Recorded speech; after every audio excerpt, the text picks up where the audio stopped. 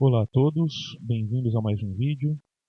Bom, esse vídeo aqui é um vídeo que eu já gostaria de ter gravado há bastante tempo, porém, por algumas circunstâncias eu acabei não gravando, né?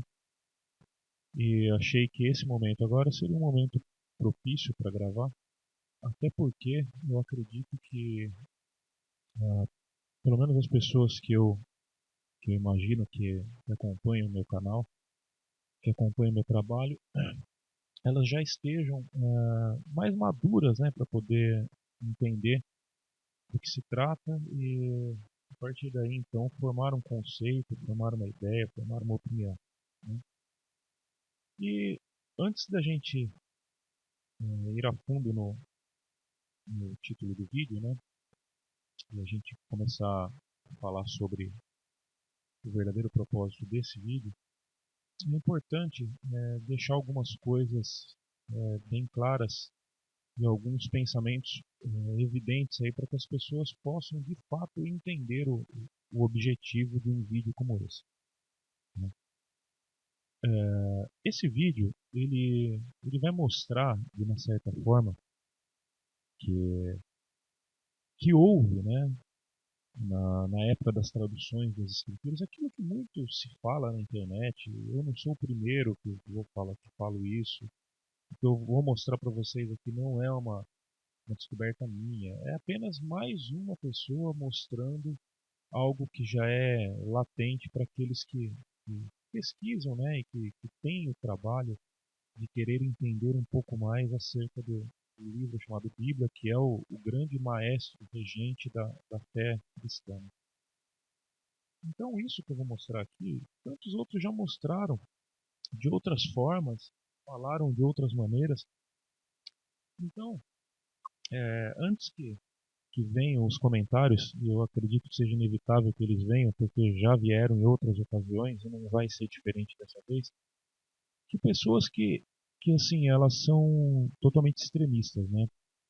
Elas dizem que quando eu particularmente mostro nos meus vídeos alguma coisa de incoerência dentro da Bíblia, e aí em outra ocasião eu me respaldo ou respaldo a minha fé baseado em algo escrito na Bíblia, logo os comentários vêm da seguinte forma: bom, como que você pode pautar sua fé em algo que está escrito na Bíblia, ou ter aquilo que está escrito na Bíblia como referência, ou acreditar em determinada coisa, se você outra hora rejeita em outro fato, em outra circunstância?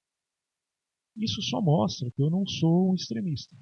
Isso só mostra que eu sou uma pessoa tentando juntar os cacos e formar uma opinião acerca daquilo que eu devo ou não pensar, daquilo que eu devo ou não acreditar sobre a criação, sobre a existência ou não de um Messias, sobre a vida após a morte, uma série de outros fatores que são fatores determinantes para a sua convicção de fé, para o seu alicerce de fé, né? Então, isso deveria de fato ser algo que pudesse ser colocado em prática por todas as pessoas que têm uma religião, que têm uma fé ou que acreditam em algo.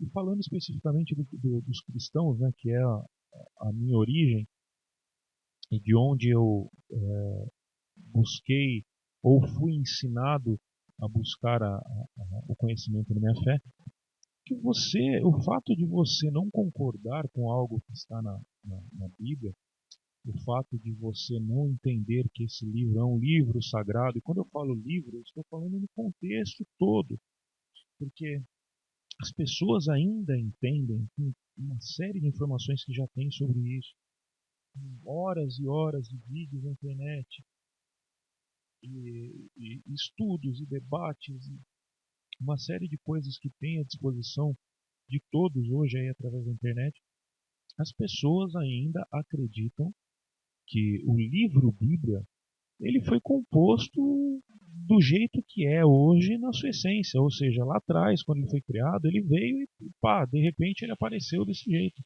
né? De Gênesis a Apocalipse, e essa foi a vontade inefável de Deus, e não se discute, acabou e tal. Só que isso é um pensamento talvez simplório de algumas pessoas que não tenham, né,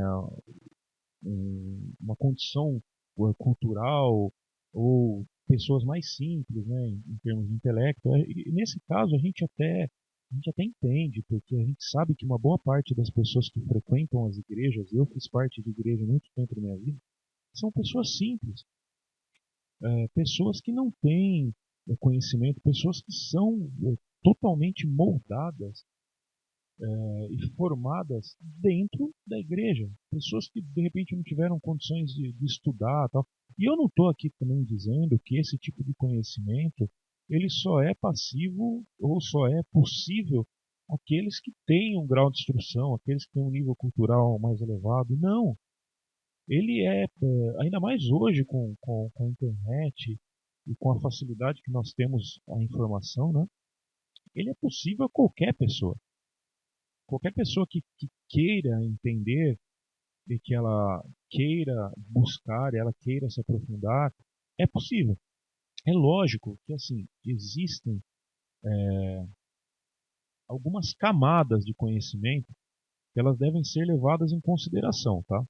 E eu vou usar apenas um exemplo aqui para que fique, para que essa, eu vou montar uma pequena analogia aqui para que fique mais fácil o entendimento daqueles que estão assistindo esse vídeo. Por exemplo, as pessoas que acompanham meu canal, elas sabem que eu publiquei, eu fiz hangouts aí no canal acerca da Terra plana e eu já falei um pouco sobre isso, e tal. Só que eu não sou um especialista em Terra plana.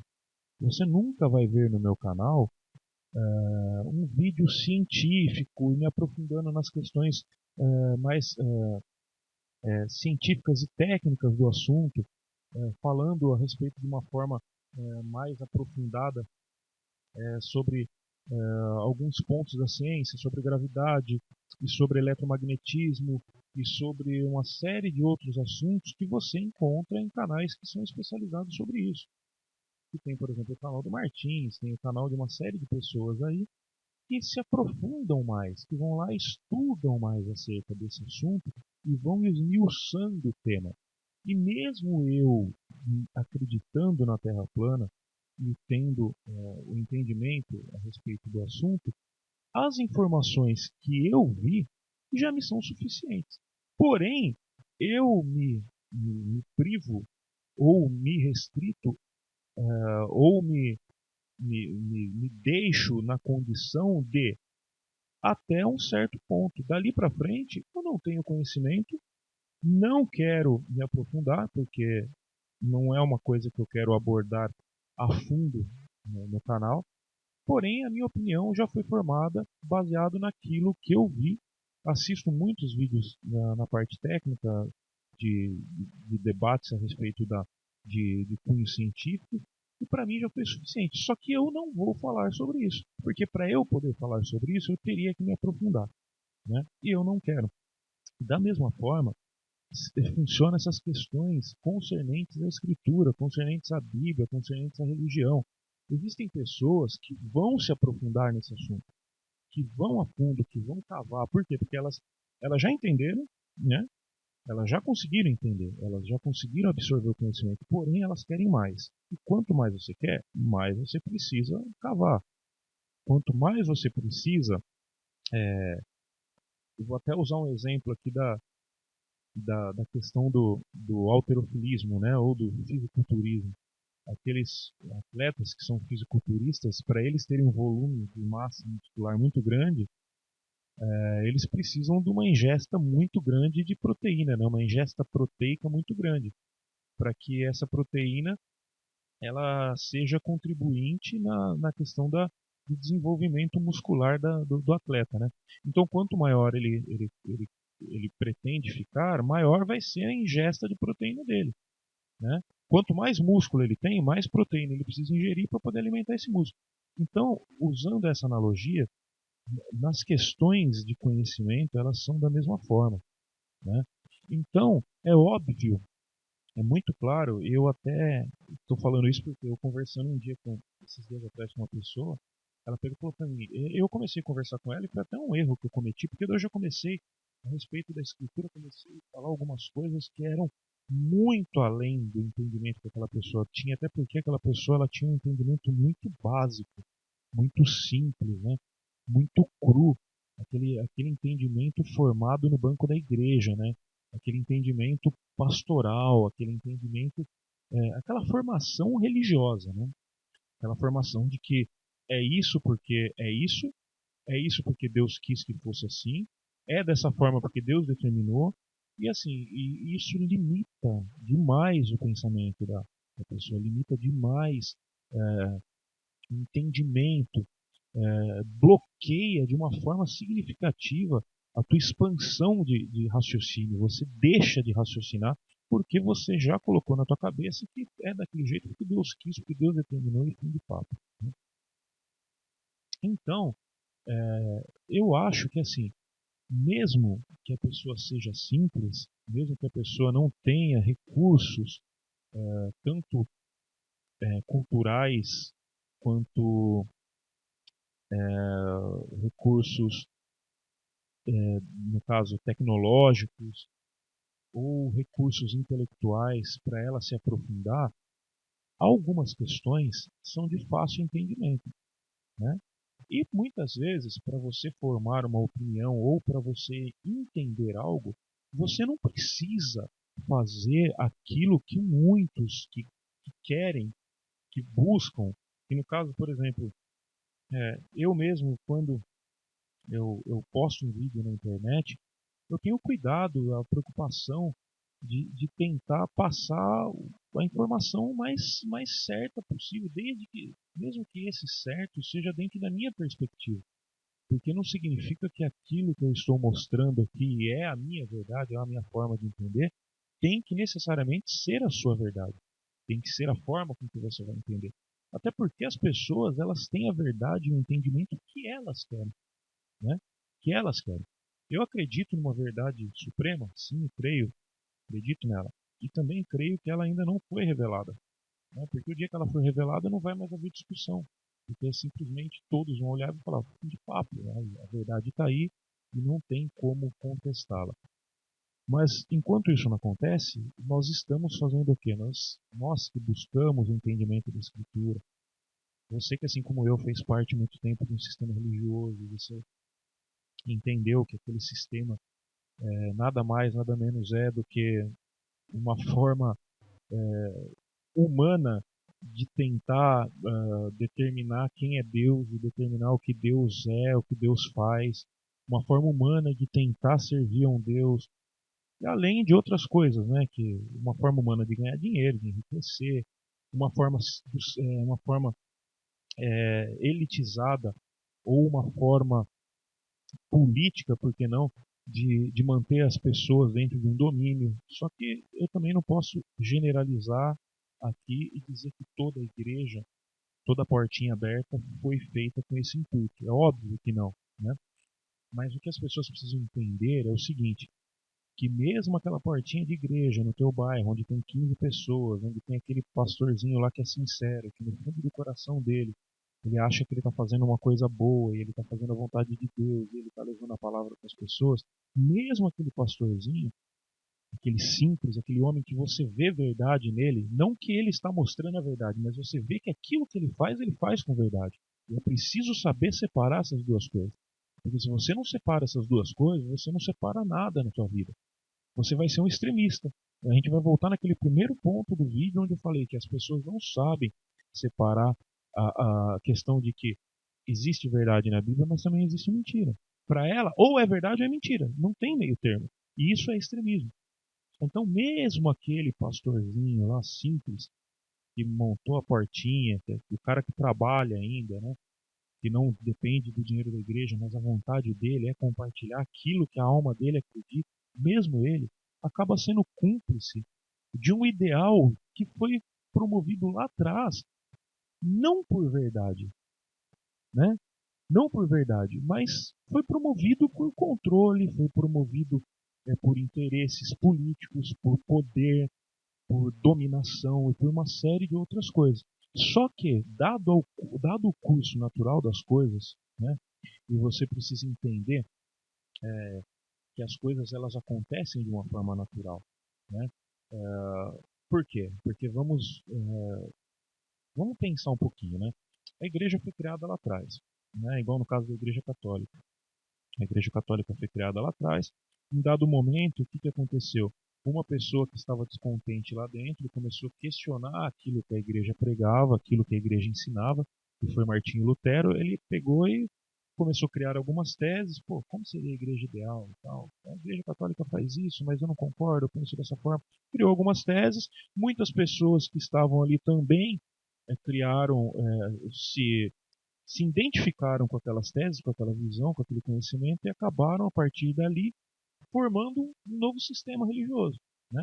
O protestantismo. Do protestantismo surgiram algumas igrejas, que foi a igreja anglicana, depois veio a presbiteriana, depois veio a batista. E se você parar para pensar, você que está dentro da igreja, ou você que é evangélico, falo diretamente para os evangélicos, que foi o meio de onde eu vim, né? Você fatalmente já foi em alguma igreja que não são as conhecidas, né? As conhecidas que eu digo aí, as bandeiras conhecidas é presbiteriana, batista, Assembleia de Deus, alguma outra que eu não me lembro agora. Bom, enfim, cristã, né? Congregação cristã, que também é uma igreja bem antiga. Quem de vocês já não foi pelo menos uma vez fazer uma visita numa igreja, por exemplo, Igreja Cordeiro de Deus, e lá, quando você conversa com o pastor, você vai ver que esse pastor, antes dele estar nessa igreja, ele era pastor de uma Assembleia de Deus do Belém, ou da Madureira, Brás, ou então era um pastor batista tradicional, ou um batista renovado, ou era um presbiteriano tradicional, ou um presbiteriano renovado. Então, o que eu quero dizer com isso? Que a partir do momento que houve aquela divisão lá atrás, onde Martinho Lutero saiu da Igreja Católica e fundou uma nova ideologia, isso continuou se repetindo, né? Então tem muita gente que fala assim, pô, eu vou numa igreja, mas o meu pastor trabalha, meu pastor não é cão guloso. Perfeito, seu pastor pode não ser cão guloso, mas a estrutura e a essência do ensinamento que ele está te passando, ainda que ele seja um homem honesto, ainda que ele faça isso de boa vontade, ele só está levando adiante aquilo que foi construído lá atrás. Então, para você entender tudo isso, você precisa voltar lá atrás. Em que alicerce foi construído isso lá atrás? Com que objetivo? Em cima do que e para quê? Né? Então, se nós pararmos para pensar que o evangelho que o Messias deixou, né, e é relatado nos quatro evangelhos bíblicos, né, bíblicos, quando eu falo bíblicos, eu estou dizendo os evangelhos que estão na Bíblia, porque não foram só esses evangelhos, né, que foram encontrados ou que existem, evangelhos messiânicos, né, do Messias que existem. Existem outros que, apesar da igreja rejeitar, eles são autênticos, tá? E eles trazem informações também, relatos, histórias e narrativas acerca da vida do personagem aí, da pessoa, né, que hoje se tornou um personagem ao qual chamam de Jesus, que particularmente para mim não é o nome dele, mas enfim, vamos falar numa linguagem a qual todos possam entender. Então, esses evangelhos que nós conhecemos dentro do livro Bíblia, do contexto Bíblia, não são os únicos evangelhos, certo?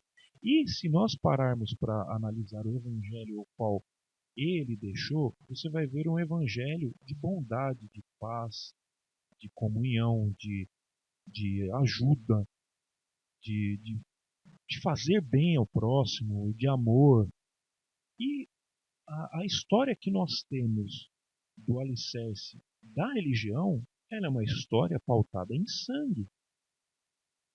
Ela é uma história de sangue. Ela é uma história de derramamento de sangue. Ou, acredito que a maioria das pessoas que assistem esse vídeo já ouviram falar da Inquisição romana, né? Da época que a igreja derramava sangue em nome de Deus, né? Só que muitas pessoas não sabem que a reforma protestante também derramou sangue.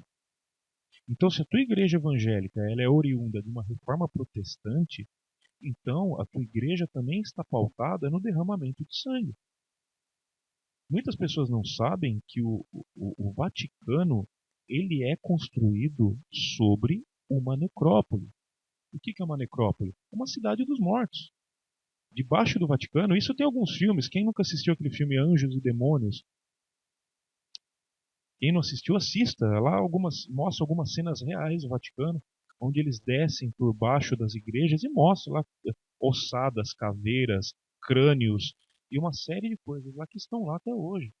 Então, como que uma igreja pode ser portadora da luz, portadora da verdade, se ela está construída sobre uma necrópole, né?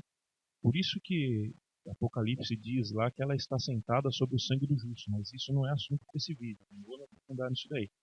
Mas algumas pessoas até já vão entender do que eu estou falando, certo? Então por que eu estou falando sobre isso? Porque, gente, é preciso de uma vez por todas entender, certo? E aceitar que a Bíblia não é um livro santo, tá? Eu acredito na inspiração de alguns livros, sim. Quais? Aí é uma coisa que eu prefiro não expor, porque eu não quero aqui formar a sua opinião, tá? Então eu acho que para você entender ou para você, né, formar uma opinião sobre quais livros você julga ser inspirado ou não, você deve ler, né? Leia, leia e tire suas conclusões. Veja aquilo que você acha que faz sentido, né, dentro de um contexto. Porque as pessoas têm que entender que essa questão de julgar qual é inspirado e qual não é, ela não é recente. A Bíblia foi feita dentro desse contexto.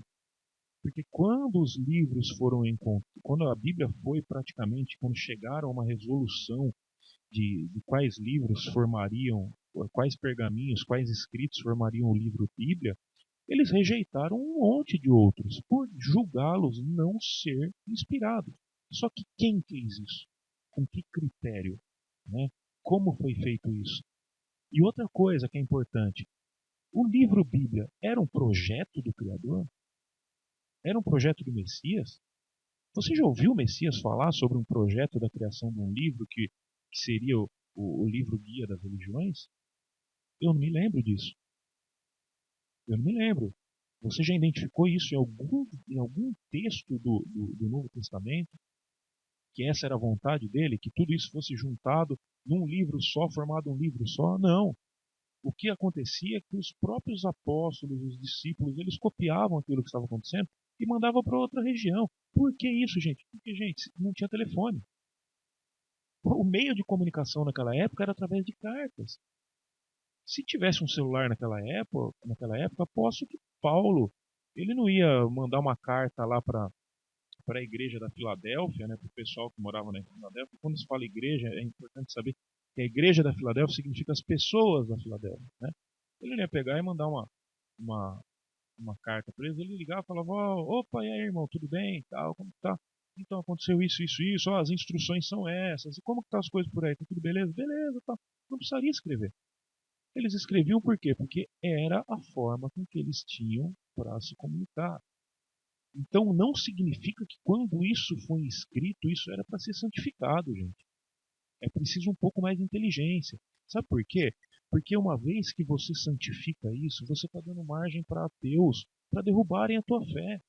Por quê? Porque eles vão achar um monte de erros ali, e tem erros. É preciso ser sincero, e existem erros. Existem coisas ali horrendas, existem coisas ali que, que, que com certeza não provém daquilo que você prega, daquilo que você, dentro da tua igreja, principalmente você, pastor honesto, que você prega um Deus de amor e você prega um Deus de compreensão, você tem usado textos na tua igreja que não correspondem ao caráter desse Deus.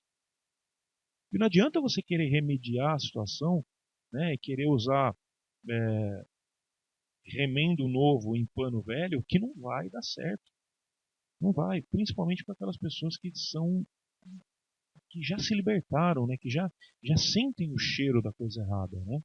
Pode funcionar com a maioria que funciona aí, que a maioria que infelizmente ainda está dormindo, né? Porém não vai funcionar com todos, né? E por que eu fiz essa esse extenso discurso, né, sobre isso? Por que eu falei tanto sobre essas questões e tal? Porque assim, ó, Eu tenho aqui nas minhas mãos dois documentos, um deles eu acabei de fechar, vou até abrir de novo. E esses documentos, eles são o quê? Aqui, ó, nesse primeiro arquivo, que está em PDF, né? É um arquivo que, que eu baixei um tempo atrás já, eu nem lembro, nem me recordo de onde eu baixei isso.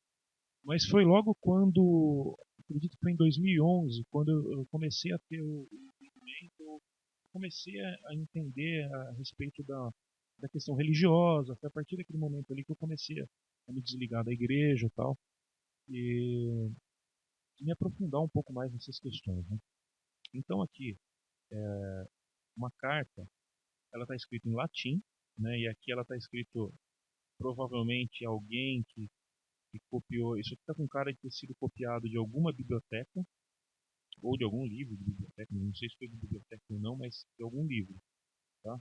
E essa parte aqui onde está escrito a carta de Jerônimo, provavelmente foi alguém que marcou a mão ali na língua portuguesa, né?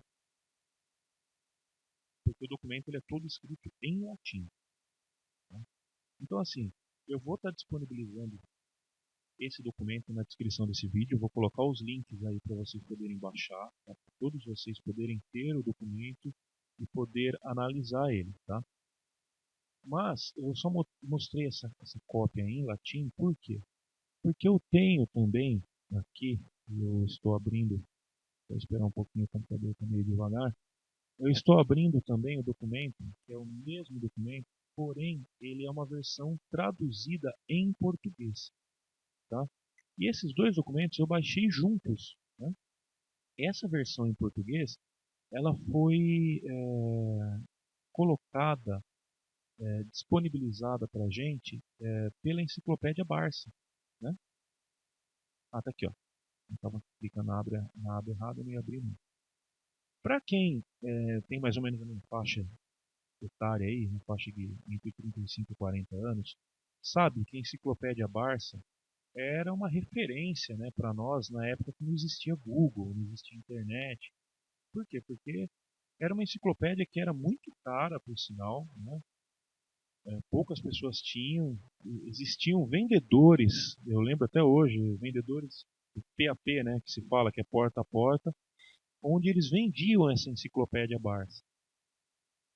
Essa enciclopédia era interessante porque ela tinha atualizações anuais e a cada ano que você comprava ela, ela vinha com o livro do ano, né? E eu tinha essa enciclopédia em casa, eu lembro que minha mãe comprou, tanto que o livro do ano que a gente tinha era o livro de 1990. Então foi o ano que minha mãe comprou essa enciclopédia. No caso, essa publicação aqui, ela é da Enciclopédia Barça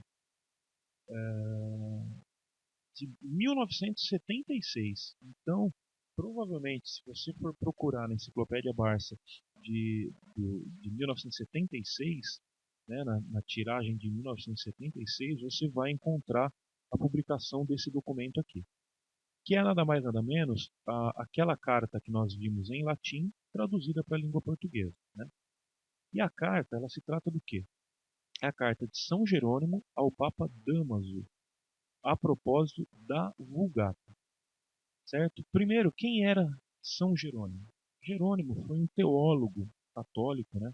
Um pesquisador, e ele foi o grande responsável pela tradução da Vulgata. O que foi a Vulgata? A Vulgata latina é o que a gente tem de conhecimento como primeira Bíblia, né? A primeira Bíblia escrita mesmo na língua latim, porque era a língua oficial romana, né? E ali foi quando foi estabelecido ali a religião cristã através do imperador Constantino.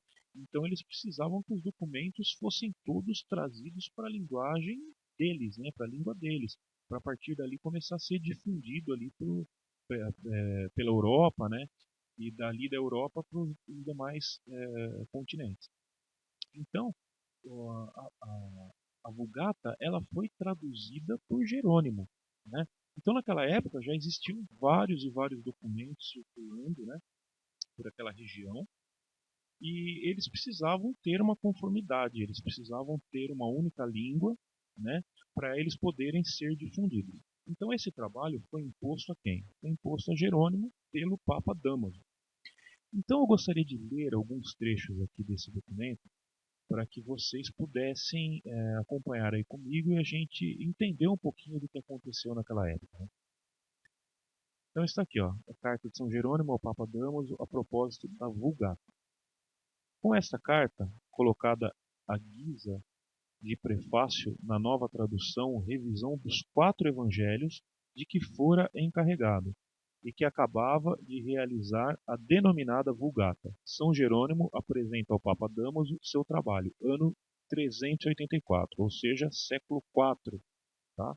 Então, esse documento que nós vimos ali em latim é um documento que não necessariamente aquele, né, porque aquele ele foi redigido, mas ele retrata ou ele traz um relato que foi feito no século IV, certo?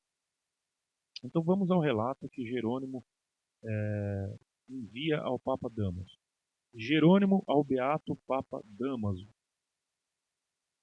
Eu entendo, antes de eu ler aqui, eu entendo e eu vejo esse documento como uma confissão de culpa. Porém, eu não quero que você forme sua opinião já por ouvir a minha opinião, mas eu gostaria de deixar a minha opinião registrada aqui. Porém, eu vejo também da parte de Jerônimo uma preocupação. Vocês vão entender aqui que ele estava preocupado com o que ele estava fazendo. Tá? Só que ele dá um jeitinho de tirar o dele da reta também, jogando nas costas de outra pessoa. Vamos ler aqui, aí vocês vão entender o que eu estou falando. Obriga-nos a fazer obra nova de uma antiga. Lembrando, gente, que aqui é Jerônimo escrevendo ao Papa, tá? O Papa Damaso. Então vamos lá. Obriga-nos a fazer obra nova de uma antiga. Assim que depois que já espalhadas cópias das Escrituras por todo o mundo, me vejo na contingência de tomar assento, feito um árbitro, e dado que as cópias variam entre si, decidir quais são as que se encontram em consonância com a verdade do texto grego. Então aqui o que ele está dizendo? Que existem muitas cópias, né, já espalhadas, né, cópias das escrituras espalhadas por todo mundo, e ele está se sentindo como se fosse um árbitro, ou seja, ele tem que pegar essas cópias que variam entre si e decidir quais delas que se encontram em consonância com a verdade do texto grego. Então imagina o trabalho que esse cara estava tendo que fazer. Trabalho que me é imposto pela piedade filial para contigo, mas que não deixa de ser uma perigosa presunção, a de que ajuize os outros justamente aquele que deveria por todos ser julgado, a de mudar as palavras bíblicas a que já se acostumou, a língua a língua do ancião é forçar um mundo já entrado em anos a retornar aos rudimentos próprios das infâncias, ou melhor, próprios da infância. Existem algumas coisas aqui que estão colocadas sobre parênteses e acredito que isso deva ter sido colocado no ato da publicação dessa carta na própria Enciclopédia Barça. Por quê? Porque com certeza que as palavras bíblicas que já se acostumou que está entre parênteses é simplesmente para trazer um entendimento que Jerônimo estava falando, porque nunca ele usou o termo Bíblia naquela época, porque a Bíblia não existia. Né? Então, essas entre parênteses aqui, com certeza foram adições que foram feitas nessa carta para que quem estivesse lendo conseguisse entender. Né? Então, nesse texto aqui, fica evidente também a preocupação de Jerônimo com a questão de que ele estaria mudando algumas palavras, mudando algumas coisas, e com isso alterando o entendimento que já existia sobre algumas coisas, e ele tinha preocupação daquilo que ele estava escrevendo ser mesmo algo que estivesse de acordo ou em concordância com a verdade dos textos gregos. Né? Vamos lá. Pois qual será o douto, ou igualmente o indouto, que havendo tomado nas mãos o volume e percebido que o que ali vai lendo é de sabor diferente daquele a que uma vez se habituou para sempre. Não há de prorromper em imediato protesto, gritando que eu, falsário, sou um sacrílego, cuja ousadia chega ao ponto de, em livros tradicionais, fazer acréscimos, mudanças e correções? Então, olha que interessante essa parte que Jerônimo fala aqui, né? Então, eu vou lendo, eu não vou ficar fazendo muitos comentários até para não levar ninguém a nenhum tipo de entendimento, mas eu gostaria que vocês entendessem. É um pouco difícil ler aqui porque as palavras estão um pouco apagadas, tal, então vocês me perdoem aí a leitura um pouco arrastada, né? Mas é que tem algumas palavras aqui, algumas letras que estão um pouco apagadas. Como compensação à acrimônia que assim atinge, dois motivos tenho de consolo. Por um lado, que a ordem de execução desse trabalho vem de ti, que é sumo sacerdote. Aqui é claro que Jerônimo está dando um jeito de tirar o dele da reta, né? Tipo, eu estou fazendo esse monte de coisa aqui, mas as ordens de execução do trabalho vêm de ti, que é sumo sacerdote. Tipo, você que é o porta-voz de Deus aí se vira, porque eu só estou fazendo aquilo que você me mandou. Se eu estiver fazendo alguma cagada, a culpa é sua. E por outro, que são os próprios maldizentes a dar testemunho confirmatório de que aquilo que varia não é verdadeiro.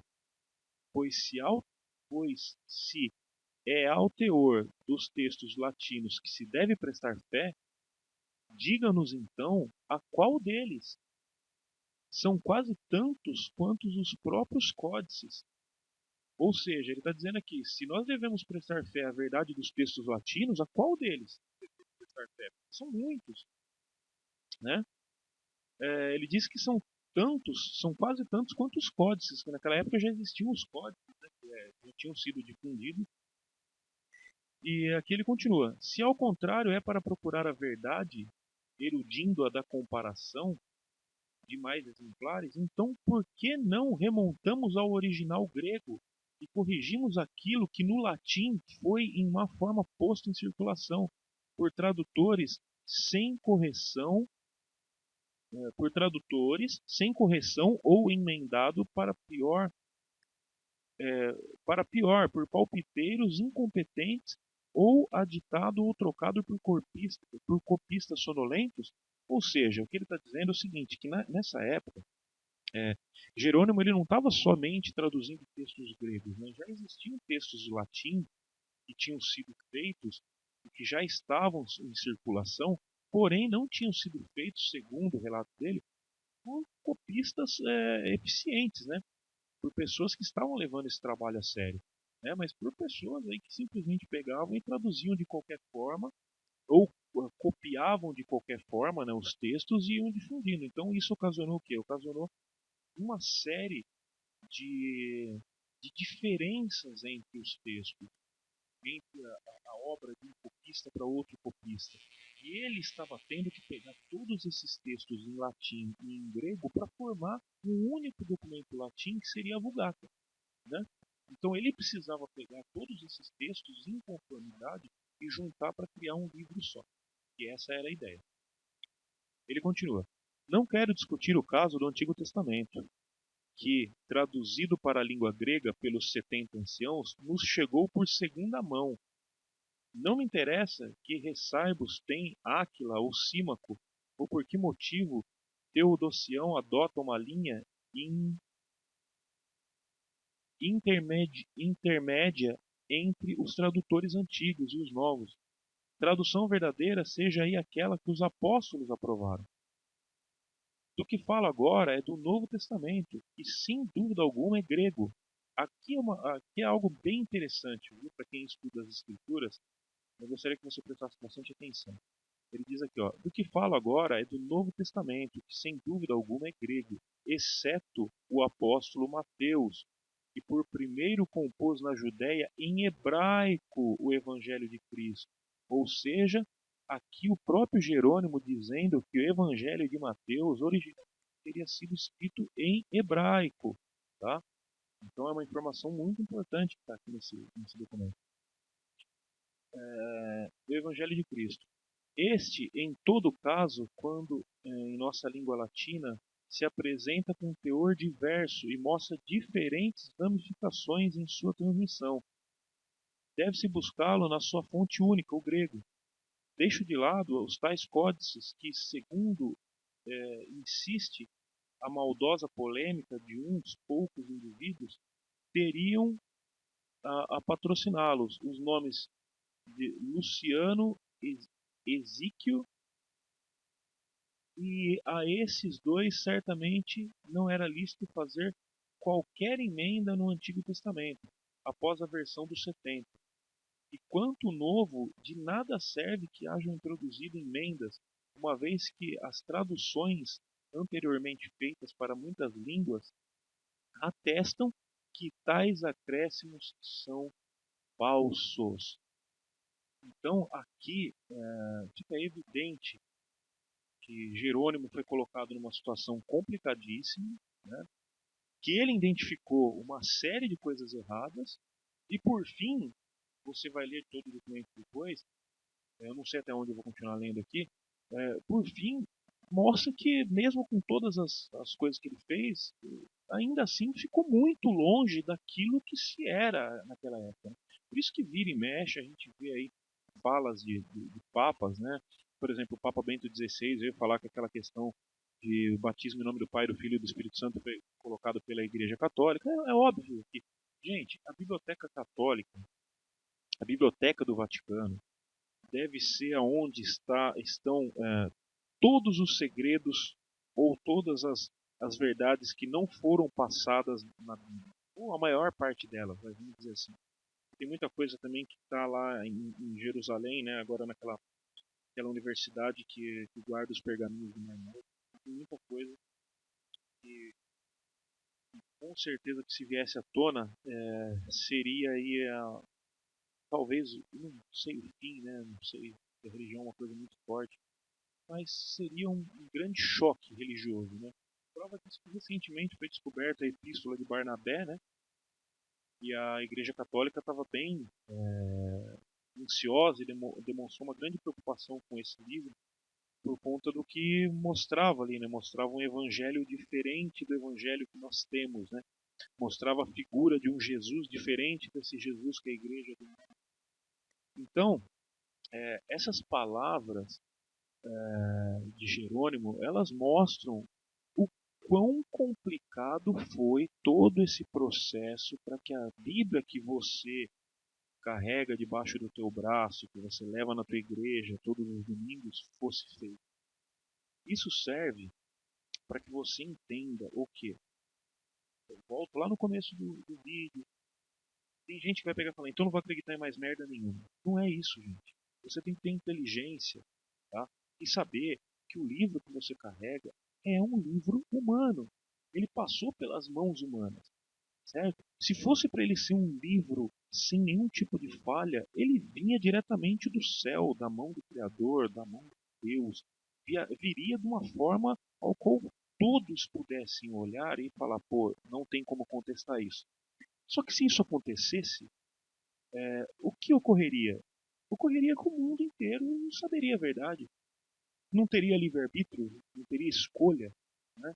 Então, eu entendo o quê? Que essa questão dessa junção, né, dessa mistura, dessas misturas que ocorreram de textos, de livros inspirados com livros não inspirados, de seres se passando por Deus com profetas, todas essas coisas foram inseridas dentro do livro Bíblia e que hoje remontam a história religiosa e a base da fé religiosa, foi para que existisse algo importante nesse mundo, que chama-se justiça. Sim, a gente tem que entender o seguinte: se existe só o bem e não existe o mal, não existe justiça. Se existe só o certo sem o errado, não tem justiça. Então precisa, você que saiu do sistema religioso, ou você que está dentro do sistema religioso, está começando a identificar que tem coisa errada, você precisa entender que isso é uma coisa que o bem e o mal, ou o certo e o errado, elas não precisam necessariamente estarem separadas. Elas podem estar juntas, elas podem não, elas estão juntas, elas vão estar desde o princípio. Isso se você pega a própria Bíblia, que você tem como livro sagrado, você vai ver que desde lá do Éden o bem e o mal estão juntos. Por quê? Porque no mesmo jardim onde Deus vinha falar com o homem, estava lá a serpente para enganar o homem. Por que Deus não eliminou a serpente? Por que Deus, na sua sabedoria suprema, no seu conhecimento, no seu poder de ver o futuro, né, na sua onisciência, ele sabia que tudo ia acontecer? Por que ele não privou o homem? Porque não é assim que as coisas funcionam. Precisa haver. Por quê? Porque você precisa escolher. É muito fácil você que tem um filho chegar para o teu filho e dar um ensinamento para ele enquanto ele está dentro da tua casa. É muito simples. Quem é pai sabe disso. Enquanto teu filho não vai para a escola, não tem contato com outras crianças, não tem contato com outros ensinamentos, não tem contato com professores, com outras crenças, com outras formas de pensar e com outras formas de se alimentar, é muito simples. Por exemplo, você ensina teu filho a se alimentar muito bem. Você não dá refrigerante para ele, não dá doce, não dá isso, não dá 4 anos, 5 anos, 6 anos vai para a escola. Daqui a pouco seu filho já está te questionando. Papai, por que eu não posso comer doce? Por que eu não posso tomar refrigerante? Por que eu não posso fazer isso? Por que eu não posso fazer aquilo? Meu amiguinho faz, a mãe da minha amiga deixa. Todo mundo que é pai sabe disso. Então, como você criar o teu filho isento disso? Isento desse conhecimento? E isso é importante para o crescimento do teu filho. Por quê? Porque teu filho precisa conhecer os dois lados. Porque a partir do momento que ele chegar lá e ele tomar um refrigerante, ou ele comer uma porcaria, ou ele aprender um ensinamento errado, ele pode chegar para você e falar assim: poxa, papai, aquilo que você me falou é verdade, né? Aquele negócio não é tão bom. O negócio não faz bem para a saúde. Pô, papai, aquele ensinamento que você me deu não é legal, porque olha só, eu fiz outra forma e ele foi bacana. Ou ele chegar para você e falar: nossa, papai, eu não disputei naquilo que você me ensinou, eu fui atrás de um amiguinho meu, eu me dei mal. Mas ele escolheu. Agora, se você tivesse criado o teu filho dentro de um contexto único, onde você privasse ele do contato com as coisas que não são boas, você privasse ele de todo o conhecimento de outras formas de pensar e outros ensinamentos, como teu filho ia escolher ou ia acreditar naquilo que você estava passando como verdade? Ia chegar à conclusão que o teu ensinamento foi um ensinamento bom para ele, se ele não pudesse conhecer o outro lado. Eu não estou dizendo para você que você precisa conhecer a maldade para você saber se ela é boa ou não. Não, você não precisa matar ninguém para você saber que aquilo é ruim. Certo? Por quê? Porque a tua consciência diz isso. Certo? Você não precisa usar droga para saber que a droga ela vai a longo prazo ferrar com a tua vida. Por quê? Porque você já sabe disso. Outras pessoas já fizeram. Né? Então, da mesma forma é a Escritura, da mesma forma é a Bíblia. E quando eu falo Escritura, eu não estou falando santificando, gente. Preciso entender isso. Eu não estou santificando, eu não estou colocando como livro santo. Até porque, para mim, os maiores aprendizados que eu tive em termos de Escritura são nos livros que estão fora da Bíblia. São os apócrifos. Muitos deles que estão à disposição na internet, alguns deles aí que muita gente, inclusive eu, imaginava ser apócrifos verdadeiros, como por exemplo a história do universo e o livro de Melquisedeque. Depois se veio o conhecimento de que não era, mas é um risco que a gente corre. Por quê? Porque você está buscando, você está correndo atrás, então você, uma hora ou outra, você vai se deparar com coisas que não são. E de fato esses dois livros não são apócrifos. Nem a história do universo, nem o livro de Melquisedeque. Eles foram escritos por um escritor brasileiro chamado Diógenes de Oliveira. Ele tem, inclusive, os registros. Tá? Eu já conversei com algumas pessoas sobre isso. Algumas pessoas, infelizmente, por não querer... porque é duro, assim. Gente que posta as coisas na internet, a gente precisa tomar muito cuidado com uma coisinha chamada ego. Tá? Ego. E tem pessoas que elas têm vergonha de voltar atrás. Elas têm vergonha, elas não querem dar o braço a torcer, elas não querem chegar e dizer assim: putz, eu errei, eu pensava errado. Então tem pessoas que fizeram vídeos em cima do livro de Melquisedeque, em cima do livro A História do Universo. E elas elas têm medo hoje de chegar e falar assim, não, eu ainda eu fui enganado, eu acreditei num livro que não era verdade. Não, elas vão dizer assim, não, eu acredito que aquilo é verdadeiro, porque aquilo é humanamente impossível alguém escrever. Gente, alguém já assistiu O Senhor dos Anéis? Já assistiram ou já leram a, as Crônicas de Nárnia? Gente, foram mentes humanas que criaram aquilo ali. Então a mente humana ela é capaz de criar um enredo muito além talvez uma compreensão de uma pessoa normal. Né? Tem mentes aí que conseguem viajar numa uma ficção, né? Numa história e deixar aquilo bonito. E foi o que aconteceu com esses dois livros. O livro A História do Universo, que é um livro lindo. Tá? Não é porque não é um livro autêntico. Quando eu digo um livro autêntico, quer dizer que esse livro, A História do Universo, não foi um livro que foi feito baseado em um pergaminho. Ou seja, acharam um pergaminho lá no Mar Morto e naquele pergaminho tinha toda a história que está no livro A História do Universo. Certo? Do jeito que está no livro que a gente conhece em português, estava no pergaminho. Não, isso não aconteceu. Não existe nenhum pergaminho que traga esse tipo de informação.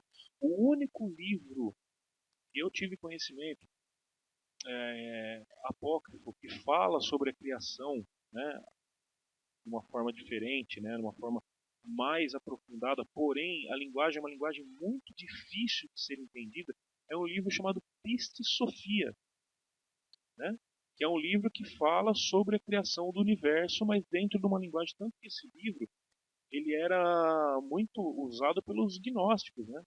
E esse daí ele é da literatura já de Nag Hammadi, ou Nag Hammadi, eu não sei qual é a pronúncia. Não se trata de um achado do Mar Morto, é um outro apócrifo. Né?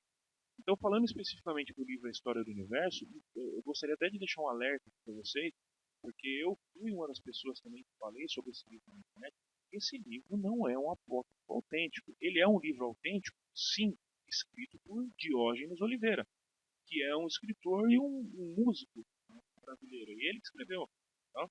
E ele que escreveu também o livro de Melquisedeque, que é a história de um jarro, a história de um vaso, que são anexados um no outro. Né? Os dois livros eles são como continuações. E apesar de serem livros muito bonitos e ali contar a história de como foi encontrado os livros do Mar Morto, aquela história que relata ali é a história verdadeira, tá? O Diógenes fatalmente pegou aquilo de algum apócrifo verdadeiro e levou para a obra de ficção dele, porém não são livros autênticos. Eu vi esses dias aí que até uma versão de Bíblia agora que criaram, que é a Peshita, que os caras publicaram esses dois livros como se fossem apócrifos autênticos, gente. Então assim, ó, é preciso tomar muito cuidado porque surgem a cada dia em novas versões. Ah, versão original, versão do nome restaurado. Gente, você não precisa disso. Tá? Você não precisa. Para você entender as coisas, você não precisa disso. Basta você entender que você não tem que pautar tudo o que você acredita no livro. Você tem e a sua observação natural, né? E aquilo que é, e a criação, e aquilo que você vê, e aquilo que você sente como verdade, aquilo que você pensa, isso não conta. Então quer dizer assim que você acha mesmo que você deveria pautar toda a sua verdade em cima simplesmente de códices, de pergaminhos, de livros, e o povo hindu, que não tem acesso ao mesmo conhecimento, ou para eles, os escritos antigos não são de forma alguma a Bíblia. Né? E para eles, como que eles fazem? Então quer dizer que assim, gente, é preciso usar um pouco mais de inteligência e saber que o Criador é muito mais. Que a verdade da criação é muito maior do que uma página de livro pode relatar. Tá? Então, a forma com que eu penso hoje é o seguinte: eu acredito em muita coisa que está na Bíblia, eu vejo muita verdade ali. Só que tem muita coisa que eu não acredito, tem muita coisa que eu entendo que não é daquele jeito. Né? Por exemplo, mesmo quem me acompanha sabe, eu não acredito de forma alguma que aquele ser que falou com Moisés ali era o Criador. Não faz o menor sentido. Tá? As pessoas falam, mas Moisés foi um homem usado por Deus porque ele escreveu o Pentateuco. Gente, isso daí é mentira judaica. Moisés não escreveu todo o Pentateuco. Isso já é sabido. Tá? As pessoas sabem que o Gênesis, quando o Gênesis foi escrito, quando o livro de Gênesis foi ali redigido, Moisés não tinha nem nascido. Não foi Moisés que escreveu. Então, tem que entender que a religião ela é também feita por heróis. Tá? A religião ela é feita por heróis. E nada melhor do que você atribuir um monte de fatos ao seu herói para esse herói se tornar forte. Então existem alguns heróis religiosos aí, alguns heróis dentro da religião, que estão carregando nas costas deles feitos que não são deles. Certo? Então precisa entender algumas coisas. É preciso você usar a sua inteligência e não ter medo de pensar, porque você não vai ser punido no dia do juízo, né? Ou você no seu pós-morte, você não vai ser punido por você pensar. O que você não pode é, é criar raízes dentro de uma mentira com medo de ir atrás da verdade. Isso é covardia. Isso é covardia, tá? Eu acredito que nós não fomos criados para sermos covardes. Nós fomos criados com um propósito muito além disso, né? Porque se não fosse um propósito muito maior, nós não teríamos todas essas belezas naturais, toda essa condição de vida maravilhosa que foi nos dado e que nós perdemos. Né? Perdemos no momento que aumentou a nossa ganância, que o homem começou a se distanciar do amor, e o homem começou a praticar a maldade, e o homem começou a dar ouvidos a outros seres, porque sim, as pessoas, muitos dizem que isso pode ser um subterfúgio para a gente minimizar a nossa responsabilidade, mas nós temos sim muita coisa que foi colocada errada, muita coisa que o ser humano cometeu de erro.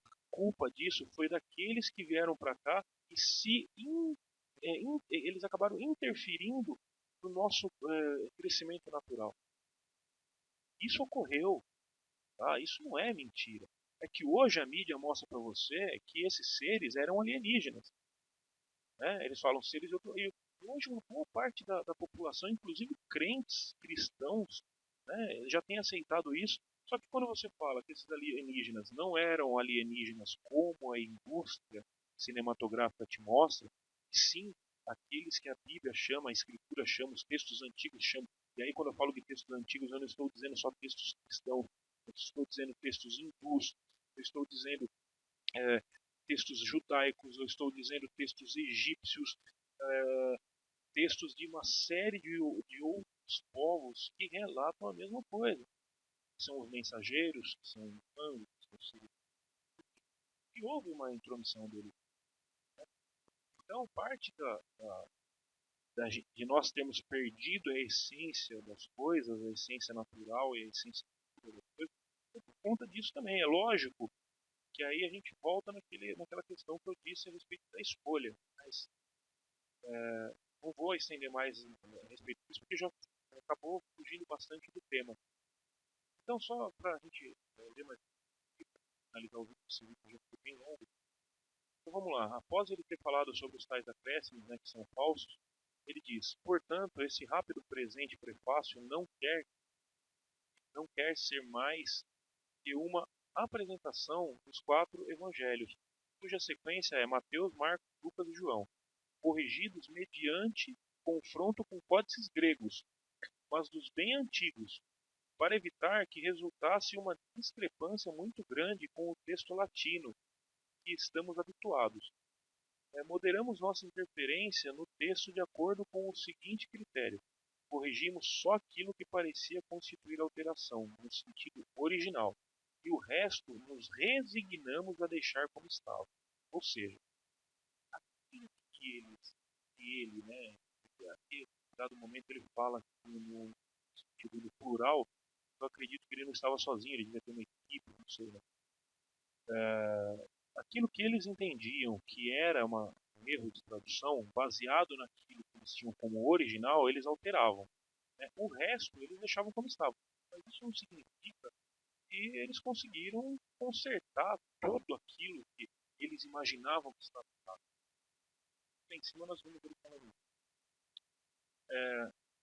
Então vamos lá, mais um pedaço.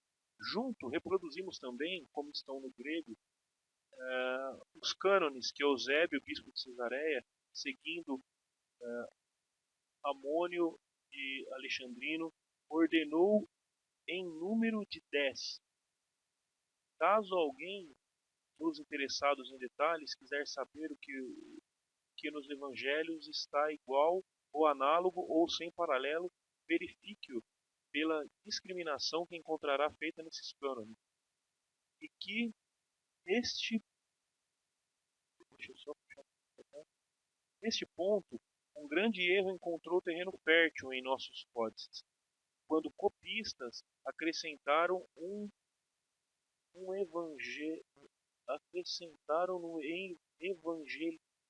evangelista, estava apagado, um evangelista por pensarem que aí estivesse em falta aquilo que no mesmo assunto outro evangelista trazia mais, ou quando um dos evangelistas exprimiu de forma diferente do outro algo que no sentido era idêntico.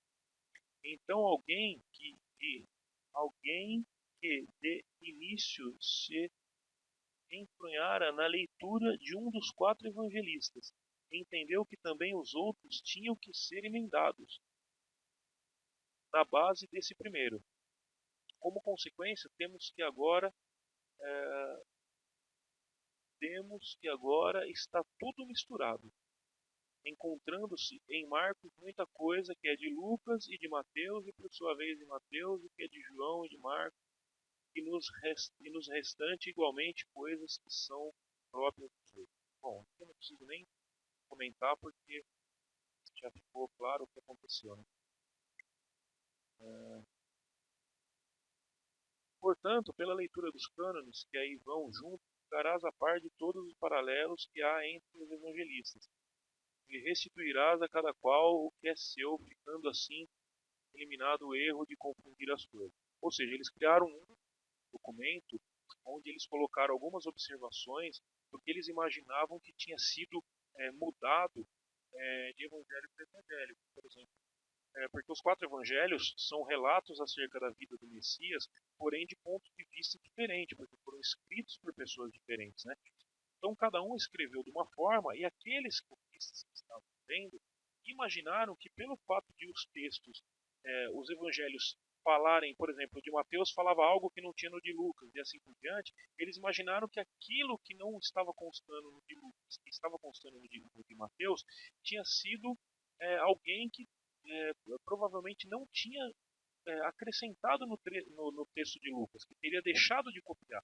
Então eles logo pegavam aquilo que estava em Mateus e colocavam no texto de Lucas para os dois ficarem extremamente iguais. Eles não entendiam que eram textos e escritos feitos por pessoas diferentes, portanto com visões diferentes.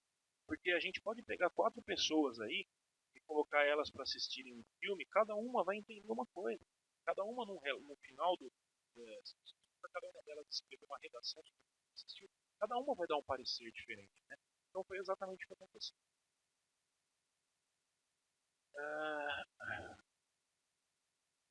Então, vamos lá.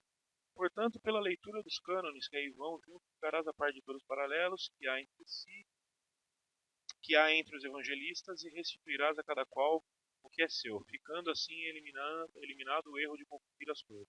No primeiro cânon se indicam as perícopes em que concordam 4 evangelistas, Mateus, Marcos. No segundo concordam 3, Mateus, Marcos e Lucas. No terceiro, 3, Mateus, Lucas e João. No quarto, 3, Mateus, Marcos e João. No quinto, 2, Mateus e Lucas. No sexto, 2, Mateus e Marcos. No sétimo, 2, Mateus e João. No oitavo, 2, Lucas e Marcos. No nono, 2, Lucas e João. No 10º, o que cada um publicou próprio e que não se encontra nos demais evangelistas. De cada qual dos evangelhos assinalam-se capítulos, seções, mediante um número que vai crescendo de um em diante até o fim de cada livro, que é diferente em cada qual. Este número de cada capítulo, seção escrito em negrito, tem por baixo um outro número de cor diversa, vermelho, podendo ir de 1 a 10, está indicando em qual dos cânones se deve procurar o número que está por cima dele. Quando, pois, aberto um códice, quiseres saber, por exemplo, um cânon pertence, este ou aquele capítulo, logo o constatarás pelo número que está embaixo. Bom, enfim, já está no finalzinho aqui, né? Então, aqui o que eles criaram? Como eu disse acima, eles criaram um sistema onde eles foram juntando ali os entendimentos que eles imaginavam que era o correto acerca dos evangelistas, né? E ali eles criaram um sistema de números para a pessoa ou para o Papa, né, se identificar baseado no cânon. Então ele via lá o texto, o capítulo, e aí ele via do lado tinha um número específico ao qual ele ia procurar no cânon para ver se aquele texto ali ele era de Lucas, de Mateus, de Marcos, ou se ele estava também escrito em algum desses outros evangelhos, né, para eles poderem ter um entendimento. Bom, gente, eu acho que o vídeo já ficou bem grande, né? O que eu queria mostrar para vocês é basicamente isso. Não foi um trabalho fácil, né? Quando muitas pessoas falam assim também de falsificação das escrituras, as pessoas denominam que tudo foi manipulado de uma forma com interesses para ferrar e para prejudicar e tal. Eu acredito que a coisa foi ocultada do livro Bíblia porque não queriam que nós tivéssemos conhecido, né? O próprio livro de Enoque, que é um livro que choca o conceito atual. Mas eu acredito também que muito desses erros de tradução, desses acréscimos e dessas séries, não foi feito simplesmente por maldade ou por maldade. Foi feito também dado um processo natural de que aquilo simplesmente não tinha importância naquela época. Ninguém, como eu disse lá no começo, ninguém tinha em mente criar um livro para esse livro ser regente de fé. As pessoas só queriam passar a informação adiante, né? Elas queriam saber quem era o Messias, quem era aquele cara que tinha sido crucificado, quem era aquele homem que tinha trazido uma visão diferente na Terra, que tinha conquistado tantos seguidores e tal. E as pessoas queriam difundir a ideia, difundir a mensagem. Ninguém naquela época, antes do Império Romano se tornar Império Cristão Religioso, ninguém tinha interesse em transformar isso num livro. E para mim foi aí que foi a grande erro, né? A grande cagada, porque a partir daí criou-se uma ideia errada acerca de Cristo. Né? Então você que é cristão, você que tem a fé no Messias, entenda isso. Entenda que você não precisa idolatrar um livro, você não precisa torná-lo santo, você não precisa ter medo de refutar algo que está nele ou de refletir de uma forma diferente daquilo que a tua igreja te ensina, o teu líder religioso, o teu pastor, o teu padre. Tá? Porque eles vão te apresentar esse livro como verdade, porque muitos deles também receberam isso. Né? Muitos deles foram formados assim.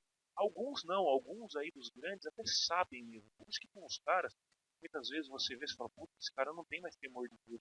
Pô, como o cara pode fazer isso? É que esse cara não tem mesmo. Porque esse cara sabe que aquilo, ele se aprofundou tanto no estudo, ele perdeu a fé dele, ele usa aquilo hoje simplesmente para ficar rico. Por quê? Porque ele chegou num ponto que falou, puta, tudo aquilo que eu aprendi, toda aquela ideia de cristianismo, de religião, é mentira, olha, eu tô lendo aqui, eu tô vendo. Aí esse cara, ao invés dele se libertar disso, fala, putz, ainda bem que eu tô certo, né? Vou viver minha vida em paz, vou viver minha vida da melhor forma que eu puder, vou fazer o melhor que eu puder para meus amigos, minha família, para as pessoas, para o ser humano, sem atrapalhar, sem ferrar com ninguém. Esses caras pensam, pô, já que eu quer essa bosta, quer essa mentirada, sabe o que eu vou fazer, meu? Eu vou pelo menos usar isso para ganhar dinheiro. Por isso que você vê esses caras roubando indiscriminadamente, sem nenhum tipo de vergonha na cara, sem nenhum tipo de peso na consciência. Esses caras falam tanta mentira com a maior cara de pau. Tá? Então esses são os falsos profetas. Tá? Esses são os falsos profetas. Não nós que estamos aqui, simplesmente eu, por exemplo, estou aqui simplesmente compartilhando uma ideia. Se eu tiver errado, simplesmente eu errei. Quem não erra? Né? Eu já errei tantas vezes, já coloquei vídeos na internet, tive que voltar atrás. Você nunca tive vergonha e medo de errar. É assim que a gente cresce, né? Então, pessoal, vou encerrando por aqui. Espero que esse vídeo ajude, né? Você no teu entendimento e você ampliar a tua forma de entender e enxergar as coisas. E eu vou deixar os links aí para você baixar os dois PDFs, caso você queira, né? E poder ler ele, guardar aí também para você repassar para outras pessoas, certo? Então eu agradeço quem ficou até o final do vídeo, que tem sempre mais, é uma característica minha, né? Ele é mais longo. Eu agradeço a cada um, um abraço a todos aí, muita paz para vocês, tá? Até a próxima.